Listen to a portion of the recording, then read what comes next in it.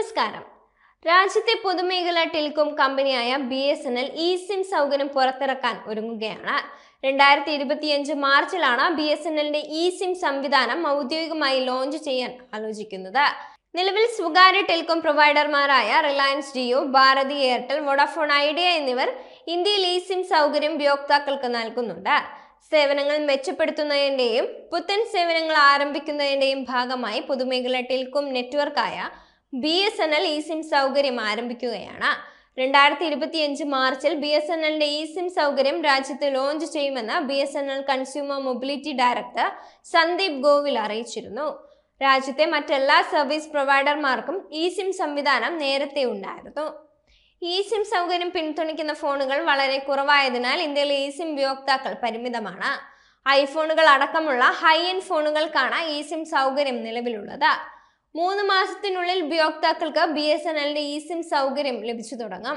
2025 June മാസത്തോടെ 4G വിന്യാസം പൂർത്തീകരിക്കാനും BSNL ലക്ഷ്യമിടുന്നുണ്ട്. 1 ലക്ഷം 4G ടവറുകൾ എന്ന ലക്ഷ്യത്തിലേക്ക് BSNL അടുത്തുകൊണ്ടിരിക്കുകയാണ്.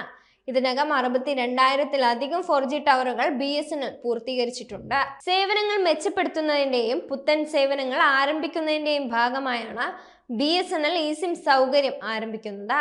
നിലവിൽ സ്വകാര്യ ടെലികോം പ്രൊവൈഡർമാരായ റിലയൻസ് ജിയോ, ഭാരതി എയർടെൽ, വോഡാഫോൺ ഐഡിയ എന്നിവർ ഇന്ത്യയിൽ eSIM സൗകര്യം ഉപയോക്താക്കൾക്ക് നൽകി വരുന്നുണ്ട്. ഇന്ത്യയിൽ eSIM ഉപയോഗിക്കുന്നവർ വളരെ കുറവാണ്.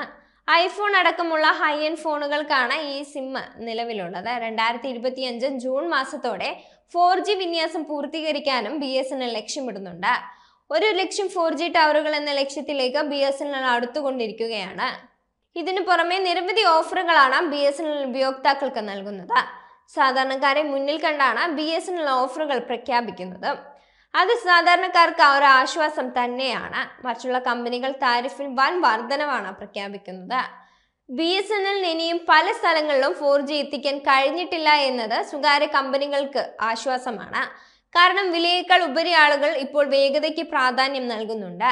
നിരക്ക് അല്പം കൂട്ടിയാലും മെച്ചപ്പെട്ട വേഗതയിൽ ടെലികോം സേവനങ്ങൾ ആസ്വദിക്കാനാണ് ആളുകൾ ഇഷ്ടപ്പെടുന്നതെന്ന് സ്വകാര്യ കമ്പനികൾ വിശ്വസിക്കുന്നുണ്ട്. BSNLന് ഇനിയും എല്ലായിടത്തും 4G എത്തിക്കാൻ പോലും കഴിഞ്ഞിട്ടില്ല. അതിനാൽ തന്നെ പോർട്ട് ചെയ്തു വരുന്നവർ തങ്ങളിലേക്ക് മടങ്ങി വരുമെന്ന് ജിയോയും എയർടെലും VIയും വിശ്വസിക്കുന്നുണ്ട്. VIക്ക് നേരത്തെ 5G സേവനങ്ങളുടെ അഭാവം ഉണ്ടായിരുന്നു. എന്നാൽ ഇപ്പോൾ VIയും 5G സേവനങ്ങൾ ആരംഭിച്ചു തുടങ്ങി. ആദ്യഘട്ടത്തിൽ 17 ലൈസൻസ്ഡ് ഏരിയകളിലാണ് VI 5G സേവനം നൽകിയത്. മറുവശത്ത് BSNL 5G ആരംഭിക്കാൻ അല്പം കൂടി സമയമെടുക്കും. നിലവിൽ നടന്നുകൊണ്ടിരിക്കുന്ന 4G വ്യാപനം അടുത്ത വർഷം ഏപ്രിൽ മെയ് മാസത്തോടു കൂടി പൂർത്തിയാകുമെന്നതാണ് വിലയിരുത്തൽ. ജൂലൈ ആകുമ്പോഴേക്കും BSNL 4G സേവനങ്ങൾ ആരംഭിക്കുമെന്നാണ് ടെലികോം മന്ത്രി കഴിഞ്ഞ ദിവസം വ്യക്തമാക്കിയത്.